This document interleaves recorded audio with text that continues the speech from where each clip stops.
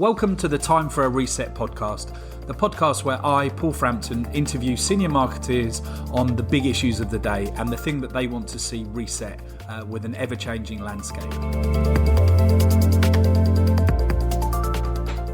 Good morning and welcome back to another Time for a Reset episode. This morning, I'm delighted to be joined by Sophie Devonshire, who is the CEO for the Marketing Society. Sophie and I, in our conversations leading up to this, definitely share some common thoughts around many things, particularly around leadership and change. So I'm really excited to get into this conversation. But before I do, let me just give you a little bit of a background on Sophie. So Sophie started her career at some of the world's biggest marketeers, Procter & Gamble and Coca-Cola. She then went agency side with Lea Burnett, set up her own e-commerce business, and then ran a consultancy, before then going on to be the author of a book on leading at speed called Superfast. So Sophie has had a very illustrious and diverse career. So really, really pleased to have you here, Sophie. It's great to be here. Looking forward to talking. So where we always start, Sophie, is by talking about the thing that you would most like to hit reset on within marketing or within business as it relates to marketing. So I'd love to hear your thoughts on that as a starter.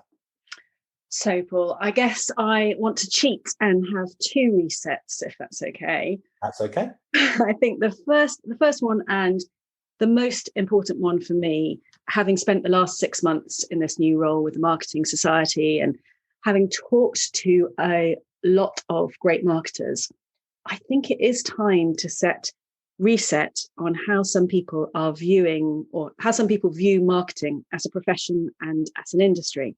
So it's so much less aspirational than it was. But I believe that right now, great marketers are more important than ever inside organizations. So I'd love to talk more about how we could do that and how we could press reset on it. But as you were asking me that question again just now, I was also thinking about a broader play that is going on around business. And if I am allowed to in this session, the second would be I'd love to press reset on how business is viewed by the world generally. So it makes me so terribly sad when I see 8-year-olds going to the Lego movie and Lord Business being portrayed as this evil character, because I think that business can be a force for good and has an important role to play in society. And probably those two reset buttons are connected, because I think that marketing and business can both be very, very powerful and important and positive forces for good in the world. And it would be great for us to think through how we can make sure that they're both things that people feel proud to be associated with. Lovely. Thank you for that. I think they absolutely do intersect. So let's dig into that. So last week, I think it was the latest release of the Edelman Trust Barometer, which is always a little bit depressing because those in advertising always seem to come right at the bottom of the list. What I thought was possibly more interesting was the fact that for the first time in something like 2/3 of the countries that they surveyed, something like 30 countries across the world, developing countries and developed countries, for something like 2/3 of those countries, the respondents said that businesses were expected and more trusted to drive change than actual governments. So it does seem that the consumer very much is expecting businesses to lean in, and a lot of how businesses lean in is obviously through their purpose and their storytelling, which we would definitely see as marketing. So I'd love your reflections on that and the conversations that you've had with kind of marketeers around how they drive that kind of agenda in business. Yeah, I think you're right. It's really interesting times that we live in when it comes to people's perceptions of business, because on the one hand, there is a call to reshape capitalism and the worry about it. But on the other, we see over and over and over again the opportunities for leadership and for people to lead change from within businesses. So when I think about the great marketers that I'm in contact with and what they're doing, I know this is on their mind. So Keith Weed who is one of the fellows of the Marketing Society and has done so much at Unilever, is now going on to do other things. He always talks about how he wants marketing to be seen as a noble profession. And I think that's a great aspiration. And then there's people like Sarah Bennison, who is the CMO at Nationwide. And we appointed her, actually. She won the Leader of the Year for the Marketing Society last year, and is one of the contributors to my book, Superfast. But she always talks about her frustration when marketers are almost ashamed to have marketing in their title. They move to chief growth officers or whatever. So the sort of reclaiming marketing and reclaiming that sense of trust is a huge challenge for us all who are involved in the profession, but also, as you say, a huge opportunity, because the difference we can make is phenomenal. And to your point, marketing, or let's call it the chief marketing officer at the board table, therefore is involved in practically every conversation, or should be involved in every conversation that happens at the board, because they are all about growth, or about the customer, or about the narrative that goes to various stakeholders, including the customer. But do you think that the majority of marketeers are thinking about themselves as almost those orchestrators and leaders cross-functionally on boards, or are they thinking of just getting campaigns out the door still? No, definitely the best ones are the conductors, the ones that join everything up, that orchestrate it, and that's why they love it, and that's why it's such an exciting role. But it's also, Paul, it's just exhausting for them as well. I mean, I think that's the challenge at the moment. But there is something so different about marketing compared to the other C-suite roles, the way in which they sort of join up the different departments internally, and particularly at the moment when we know that brands are built from inside out, and we can no longer, it's a transparent world. You can't just put a sticking plaster on what's happening. They have to be responsible for what's happening internally and externally. And they've got to be responsive to things moving very fast. There's a lot of pressure on that side of things for marketers, but it does make it really interesting, I think. And I know I'm biased, but not just from what I've seen, but when I talk to people who love their roles as chief marketing officers or whatever the equivalent is, it's because you've got to be so supremely balanced between being fundamentally commercial and not being ashamed of that, and making sure that you're linked into the commercial side of the business, and also creative, or able to judge creativity at least. And the other thing as well is, when things are moving so fast and things are changing, you're the one that ultimately connects up the business to what the customer wants and will need. I was thinking the other day, I was talking to a founder entrepreneur about what they were doing in their business, and reflecting on the classic Jeff Bezos trick of having an empty seat in the boardroom, right? Yeah. But actually, that shouldn't be there. That should be the CMO, or it should be the chief customer officer. There should be somebody there from marketing who is there to represent the audience that we are connecting with. So I think there's a lot of thinking to be done, and lots of discussions going on about how the role of the chief marketing officer or the role of marketing is evolving. So it is very challenging, but it's not an industry to be bored in. There's still plenty of No, for sure. I mean, as you just articulated it, actually, we are asking a lot of our senior marketers, and I can share, having seen a lot of exhausted people in the last few years, but obviously particularly the last 10 months. Going back to your point about or Keith Weed's comment about it being a noble profession, I think it's important for us to remember that it is a profession, but sometimes I think the challenge can be that maybe there aren't the professional qualifications or certifications like there are in the CFO world, where you obviously have to go through an accounting course to be qualified, or probably in the COO world, where maybe you use Six Sigma or some other framework. Do you think that's a problem, or because the world, as you just said, is changing so much, you can't train all of these kind of ways of thinking in the same way for young marketeers coming through? I I'd love your perspective on that, because the Marketing Society obviously not only brings a lot of senior marketers together, but you provide various kind of learning and development for that level as well, right?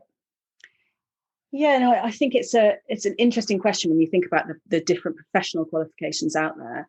And I would say there's a few thoughts there. First of all, I think the most important thing is that you just won't succeed in marketing or in most parts of business, actually, if you're ambitious, without being insatiably curious, or without having an awareness that you have got to keep learning, because though some of the principles of marketing are timeless, definitely, the ways in which we can communicate, the ways in which we can analyze data, and the ways in which we can behave as leaders are areas where we constantly need to be upskilling. And I think what I've been seeing amongst a lot of our members is just the understanding that there needs to be the discipline there to be constantly learning, to make time for it, even though we're all exhausted and knackered and dealing with lockdown and whatever, to make time to learn from each other, to make time to learn properly and develop your skills remains really, really important and is a key differentiator. So there are some brilliant organizations out there. There are all kinds of people offering all kinds of training opportunities and learning opportunities. And the most ambitious people, the ones who want to make an impact, do take them up. So, I mean, we try and provide for our members a mix of events and opportunities that help them do well, so help them accelerate their careers and be better at what they do, and also help them do good in their businesses, in the economy and society as a whole. So sort of a balance of it all. But we've just introduced, in fact, coming up very soon, we've just introduced the Marketing Leadership Masterclass, which is I'm really excited about it, actually, because it's a very flexible, fast program, 100 days to greater influence. And it's being done with other marketers. So I think, that's the other thing about professional qualifications. To learn together, you learn from each other.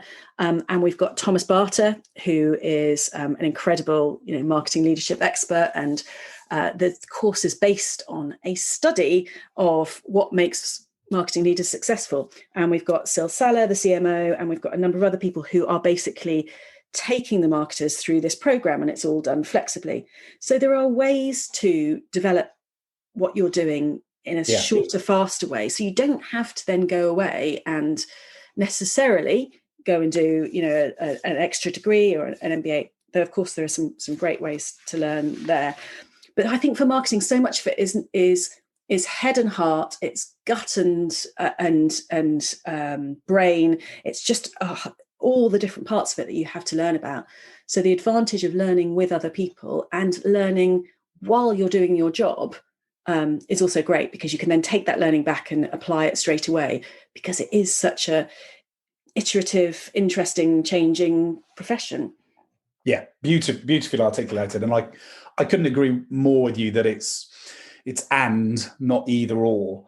It feels like the marketing, particularly the advertising industry, has this habit of, if one body or one person says something, then the other wants to go to completely the other angle and say, well, actually, digital might be growing, but television is still doing X, Y, and Z. And of course, that isn't really going to kind of move things forward. The reality is that consumption and commerce is changing dramatically, but as you say, some of the core principles that sit behind how great marketing is delivered, the 4 Ps and kind of frameworks like that still matter. So I'm intrigued about how within your course, or how you advise marketers, how to get that balance between the change, the focus on the customer and on data and commerce, along with not losing the foundational kind of principles that are core to great marketing. Like, I think some people get a little bit lost in between and think, I've got to just learn all this new stuff and throw everything away. And maybe others don't want to embrace some of the new because they think it's all shiny new things. Oh, it's so interesting. It really is. I think that there's a lot in what you say about people having strong points of view, of course, as well. And one of the fun things about having a community, a society of marketers who come together, is we've got such diverse perspectives. So we have B2B marketers, and we have, B2C marketers, we have people from different parts of the world, we have people with different personality types, we have people doing marketing in different ways. So of course there are going to be different perspectives on what works for them when they start discussing it. But actually, I think what's helpful is that they do discuss it. So we try really hard to encourage safe spaces for difficult conversations, to have those debates. And one of the things I love about marketeers is they are very vocal. So they will discuss things and share things. But actually that point of being open to listening to different perspectives, and then the ability to make your mind up. I was talking to my eldest daughter, who's trying to decide what to do for A-levels at the moment. And I'm still slightly biased in favour of history because I read it at university. My dad would be delighted. He was a history teacher. It's so unfashionable. Nobody's reading it. Yeah, anymore. It is, isn't it? He was distraught that my 16-year-old twins were not interested in doing history A-level, and he tried for weeks to convince them otherwise, but he ultimately failed. Yeah, it's hugely declining in terms of choice for A-levels. But the point is, I remember when I started at P&G having conversations with people, and we found some statistics about the number of FTSE 100 CEOs who at the time had read history. And the point is, you have to take the data and you have to look at all the data, and then you have to make your mind up in history, right? You have to say, here's my point of view. I'm going to pull together data and put it both together. And it's the same in business, it's the same in marketing. You have to have the ability fundamentally to keep moving forward, to take risks, to not be certain. I mean, the fact that marketeers are so often dealing with uncertainty means in lots of ways they are very well versed to be coping in the times that we are operating in right now. But it requires them to have the ability to really understand what's going on. And I think what you were saying there, Paul, about that sort of line of people who are either these are the old ways are only the best and the new ways are the only way forward. I had an interesting conversation with a number of senior marketeers in finance the other day. We were together for one of our invite-only changemaker conversations where we do Chatham House rules and just share some things. But they were talking about the one of the biggest blockers to some of the things they were doing with digital transformation inside their organizations was often the fear of people in the marketing teams, because they were so nervous about digital marketing being unknown and being developed. So I think there is quite a lot for us as marketeers to help each other with, to take us through that sort of, take away the fear of not knowing, because there's so much to learn and so much that's out there and so much that's changing. And to be able to have those conversations with people you trust or your friends or thinking partners to say, let's work this through. What should we do that's a perennial principle, and what shall we test and learn that's a new idea? Sorry, that's sort of just thinking through. It's a big question. No. You made some great points there. I mean, the safe spaces piece, whether frankly it's in marketing or in just society in general, I think is something lacking. The ability for people to debate, take, as you say, take on different perspectives, then sit back and make a decision. That's what I guess leaders are all about. But also, I like the point. I like the point you make around having kind of thinking partners and thinking about the fact that change naturally means that everybody, because we all have the same wiring, even though we've got different personality types, we all have the same wiring. And when things are unknown and uncertain, of course, even if you've been doing it for 20, 30 years, you still have some concerns. And that, I guess, marketing, often we're thinking about behavior and how do you think about the behavioral triggers and overcome them. And that's what great creative and great media targeting does. Yet it's interesting that when we're trying to drive change in organizations, maybe that behavioral human piece is lost because it's all about the technology. It's all about deploying agile and it's all about getting to an outcome. But I think the first thing you've got to accept is that you're going to have a degree of fear across all parts of the organization, and people need to feel that they do have those safe, trusted places to bring those things to the fore without being judged as, well, you're not in it, you're not wanting to change. Because I think that you're right, people need to be able to talk it through. And I love the fact that you give those safe spaces for peers outside of their organisation, because I think a lot of those are needed, because particularly areas like financial services, where the speed of change is going to need to be pretty intense, and therefore, as you say, people are pretty exhausted. So no, I think you make some really powerful points there, Sophie. I just want to pick, you talked there about the parallels in society as a whole, where people have different points of view, and obviously we're seeing a lot of conversation about the lack of conversation that's going on at the moment, that people are taking opposing views on everything, and there is only one way. I was listening last night, so I've been testing out, as lots of people have, Clubhouse, the experimental party, and I was on there last night. With Ashton Kutcher. There was a session with him and the person I describe as my favourite organisation psychologist, Adam Grant. I love that. Husband teases me about, because that sounds terrible, but they were talking about exactly this. How do you get someone to see your point of view, and when you have different points of view, and should we, how do we stop the thing happening in society, which we don't want to happen, which is where we're not listening to each other. And Adam Grant was making the point that actually the way to convince somebody is often to not be absolutely certain in what you're saying. So if you're sharing the data about vaccines, you can say, of course, there's still risk involved, and of course, whatever, as soon as you start being certain. And I think in marketing, there is no certainty. I mean, that's the riskiest part of it. You're in finance, you cut the money, you stop things. Marketeers need to move things forward, and to move things forward involves risk and change and uncertainty, and they will. So the ability for them to influence other people is critical to get the support. And sometimes that involves acknowledging that things can be experimental, and you might not know. That's a wonderful point, Sophie. I mean, I see that so often. I think when you're developing, growing as a leader, often I think when you go into forums with senior people, you think, I must have a very clear recommendation and an absolutely single-minded thing to put on the table. But that's not necessarily reality, as you say, because not every aspect of marketing can we fully kind of have confidence will work. And I mean, we go back to the old Wanamaker adage of 50%. I know 50% of it's working, but I just don't know which part.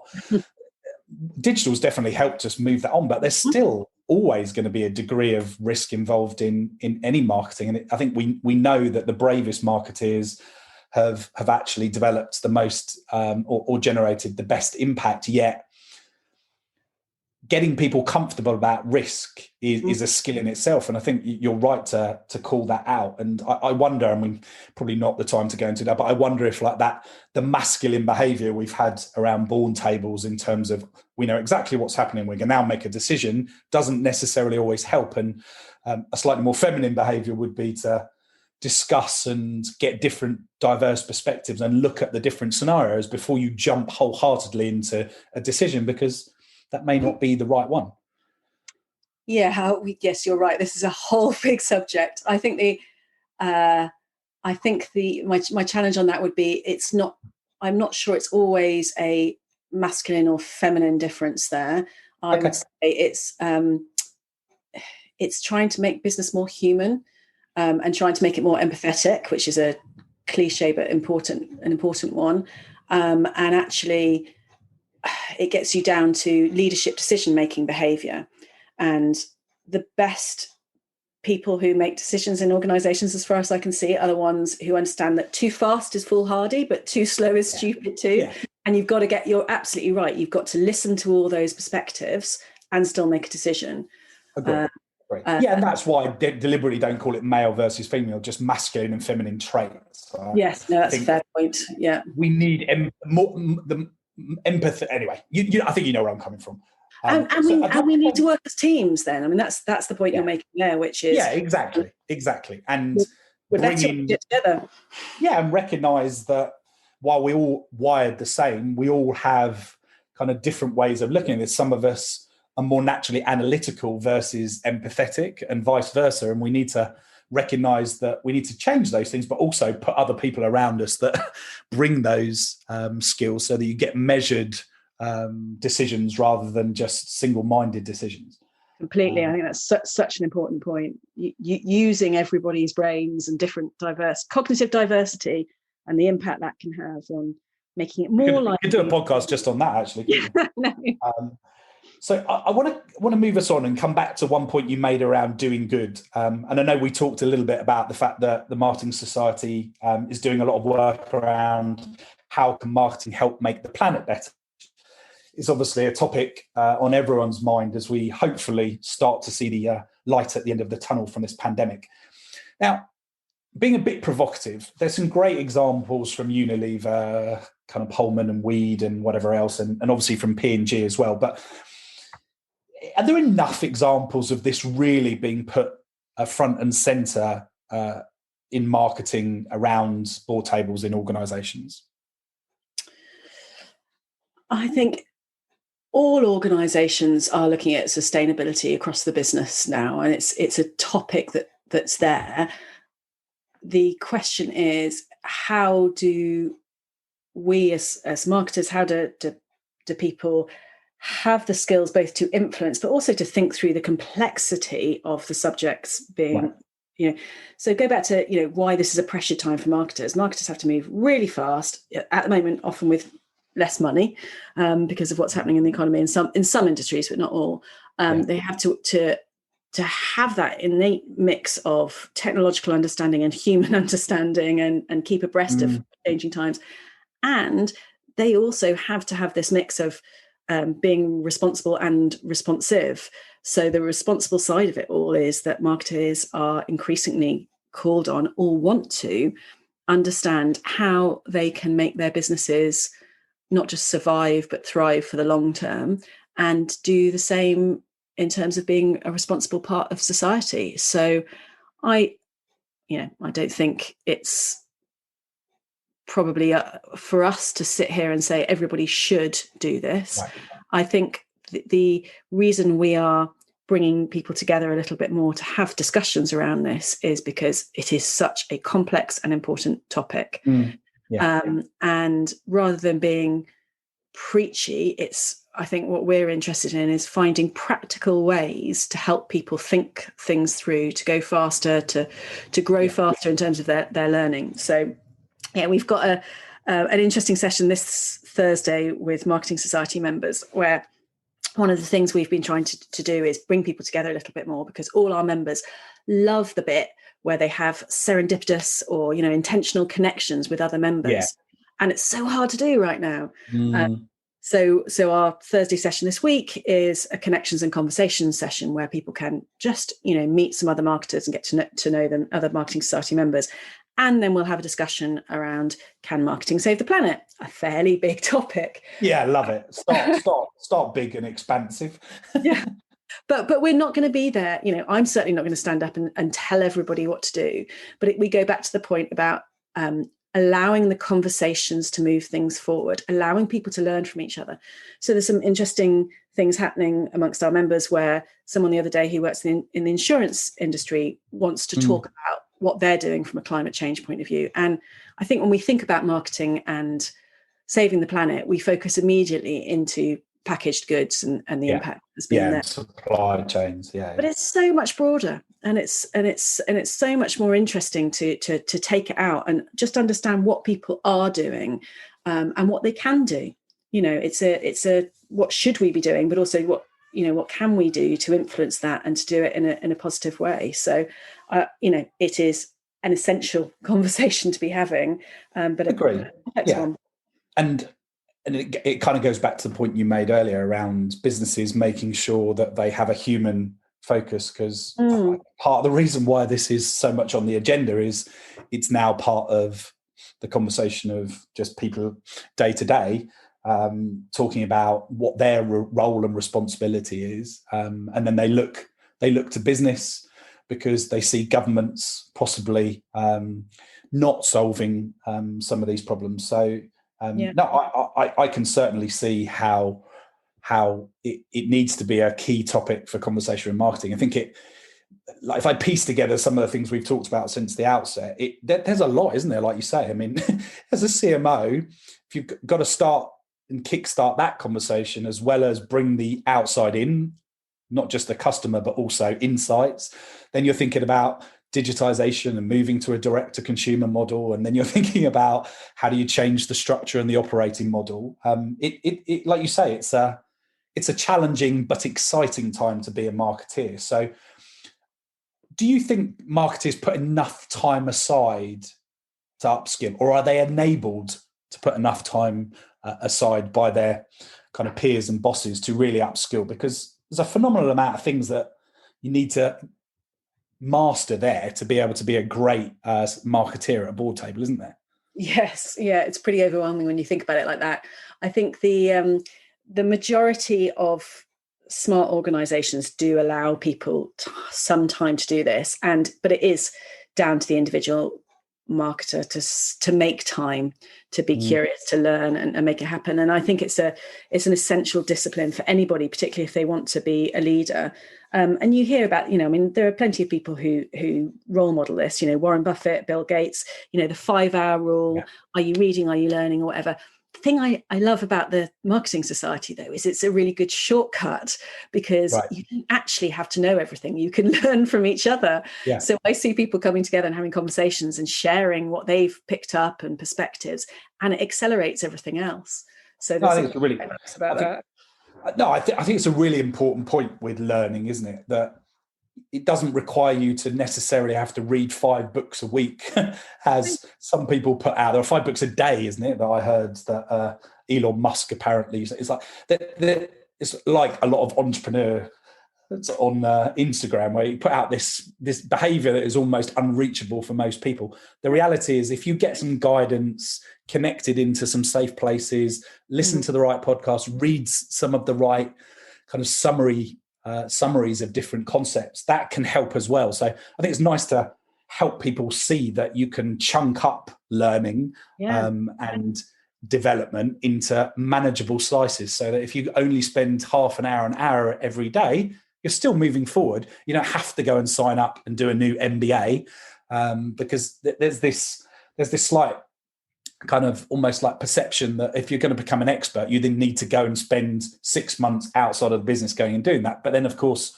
within those 6 months, everything's changed. Yeah. And I think it's so right. And I think it's micro learning, it's bite-sized pieces, which is much, much more effective for, upskilling every day. And I was just about to make the point about podcasts, because listening to podcasts like yours is such an easy and interesting way to pick things up.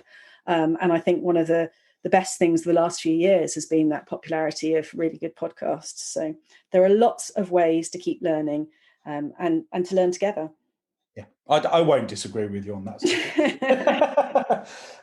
So on that point, as we come to a close, I'd love to maybe get your reflections on what you, as an individual and as CEO of a global organisation trying to help marketers progress, what you're personally working on developing yourself, if you don't mind sharing.